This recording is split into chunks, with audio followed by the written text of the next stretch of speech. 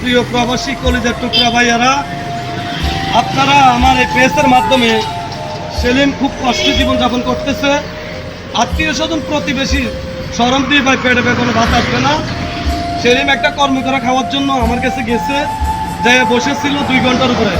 আমি আমার প্রেসের মাধ্যমে সবার কাছে যাচ্ছি, যে যা দিবেন সেলিমকে, সেলিম ব্যবসা করার জন্য তার কাছে কোনো পুঁজি নেই। কেউ একটা বাক্স দিতে পারলে বাক্স দিতে, কেউ গ্যাসের চুলা লই দিচ্ছে।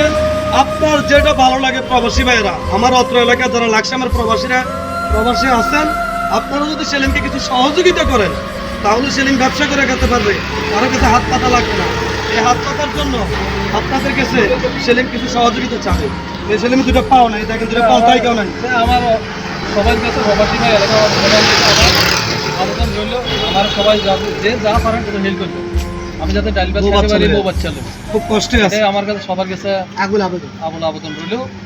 দিবেন, আমার ভাই বিকাশ নাম্বার দিয়ে দিবেন, দিলে যাই দিবেন পরবর্তী ভিডিওতে দেখানো হবে ইনশাআল্লাহ।